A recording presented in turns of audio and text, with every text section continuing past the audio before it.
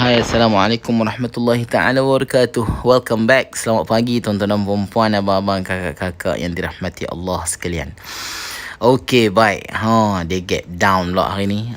Buka line chart nampak buka candlestick nampak gap down. Semalam ni kita tanda ini as a decision point. So apabila dia buat gap down, kita kena mark baru kita kena marking baru. Macam mana cara kita nak marking hari ni? Faham tak? Kita go step by step. Alright. So now kita padam dulu yang ni. Kita tukar pergi kepada line chart. Okay. Tengok ni market duduk dekat support. Ni. Bawah ni kira support lah. Faham tak? Tapi kita tak pi tanda dia, pi buat kotak ke buat line ke kat dia kat support ni, kita tak buat macam tu. Kita nak buat kat mana? Kita kena cari point untuk tempat kita nak standby entry. Point tempat untuk standby entry. Dengar awak baik. Faham tak? Mana point tu? Point tu adalah di jiran dia. Mana jiran dia? Support before. Ni macam ni. Macam ni. Jiran dia macam tu. Nampak tak? Sinilah point untuk kita nak entry. Sama ada kita nak buy ataupun kita nak sell. So, nama point untuk kita nak entry ni, saya namakan dia sebagai decision point. Nampak tak? Alright. So, sekarang ni kita tahu kan market ni boleh naik sampai sini? Kita tak tahu. Tapi, sekiranya dia naik sampai sini, kita tahu apa nak buat.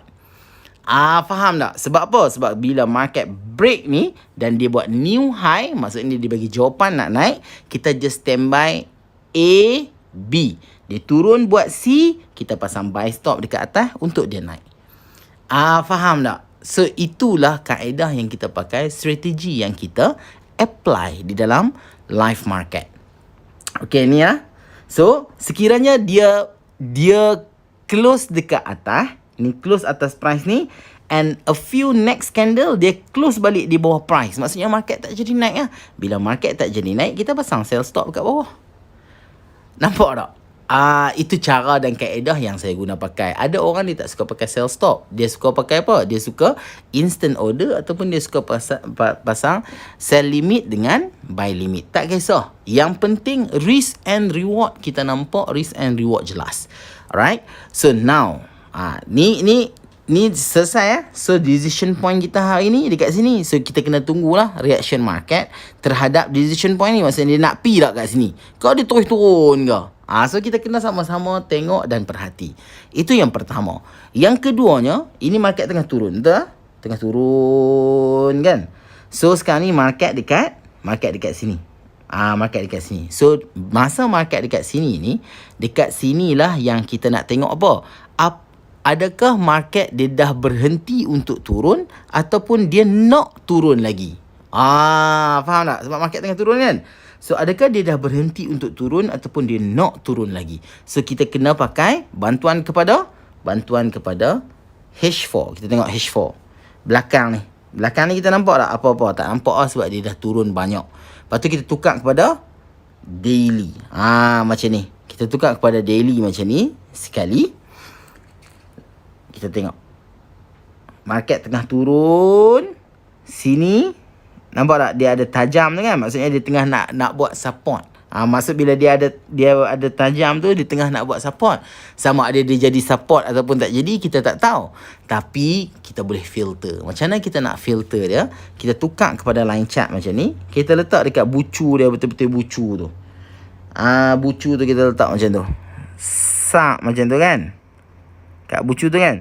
So dekat bucu yang kita letak ni, tengok belakang ni, dia sangkut tak dekat bucu ni? Dia sangkut tak di bucu ni? Ini bucu ni panggil apa? Resistance before. Dekat daily. Contoh orang kata, kalau sekarang ni kita boleh enter tak buy? Dengar baik-baik.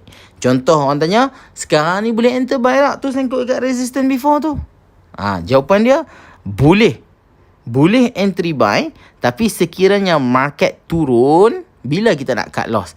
Kita nak cut loss ni esok. Sebab apa? Sebab candle daily close esok. Faham? Maksudnya, bila kita masuk buy, selagi mana dalam tempoh satu hari candle, sebab kita tanda ni di daily kan. So, selagi mana candle daily ni, dia tak close dalam tempoh satu hari. So, kita tak boleh nak kata dia nak turun ataupun dia nak naik. So dia kena duk main kat sini saja. Boleh faham tak? Maksudnya kalau kita sekarang ni kita entry buy. Maksud for position buy ni kita kena hold selama 1 hari untuk kita nak tahu dia PTP ataupun SL. Sebab apa? Sebab kita masuk menggunakan time frame daily berdasarkan kepada resistance before punya teknik sahaja. Tapi apa yang bakal kita belajar nanti di dalam 5-day course, esok ataupun kita akan belajar. Apa yang kita akan belajar? So dekat sini kita nak tahu market ni dia boleh naik ke tak boleh naik. Kita filter lagi. Kita filter dengan apa? Ni tengok ni line ni. Line yang atas ni line decision point yang kita tanda dekat H1 tadi. So line yang dekat bawah ni inilah line roadblock. Maksudnya market nak turun, dia tak boleh turun sebab apa? Sebab dia ada resistance before dekat sini. So yang ni pun dia tak break kan, dia sangkut dekat resistance before. Kita kata market nak naik. Tapi adakah kita terus masuk buy? Faham tak? Ada kita terus masuk buy? Kita tak terus masuk buy. Kita filter di time frame kecil. Di sinilah, area sinilah, ni area ni lah kita nak tengok pattern A dan B untuk buy. Macam mana? Kita tukar lah. Daripada daily ni kita tengok H4. H4 tak ada pattern. A dan B pun tak ada dekat sini. Kita tukar P. H1 pun sama juga. Tak ada juga. Kita tukar P mana? M15 pun tak ada. Tak nampak lah curve tu. Kita tukar P. M5. Baru nampak curve. Nampak tak? A, B.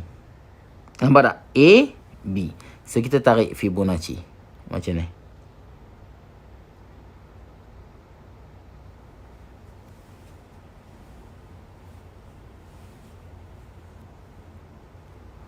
Nampak tak? A, B. Break B kan?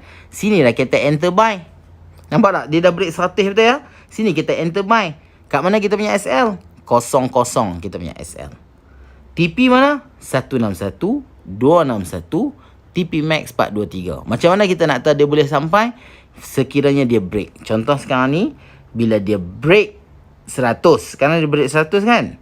Dia kalau dia naik break 161, dia main test, dia break 261, dia main test dan dia baru sampai 423. Ini M5. ABC ni pattern A dan B berlaku di mana? Berlaku di mana ni? Di kawasan resistance before. A dan B ni berlaku di kawasan resistance before. Which mean roadblock, penghalang untuk dia nak turun. So ada pattern A dan B. Namun pattern A dan B ni dia berlaku pukul berapa? Sekarang tengok jam pukul berapa? Pukul 8 kan? Pukul 8 ni H4 baru close. Faham tak? Selalunya normally bila saya tengok jam baru pukul 8, H4 baru close, saya tak akan enter lagi position. Saya akan tunggu lagi 2 jam. Faham tak? Saya akan tunggu lagi 2 jam. Saya tunggu 2 jam untuk saya nak entry. Jangan kalut. Market tak tinggal kita tuan-tuan. Even kalau market tinggal kita pun tuan-tuan, kita tak rugi apa pun. Yang rugi kalau kita salah masuk. So stay calm, stay tune, stay relax. Buka chart apa hak saya cerita ni, tanda macam mana saya tanda, dan saya akan update daripada masa ke semasa.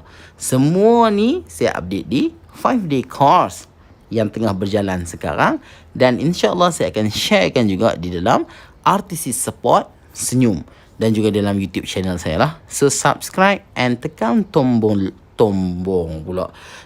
loceng. Gratis guys.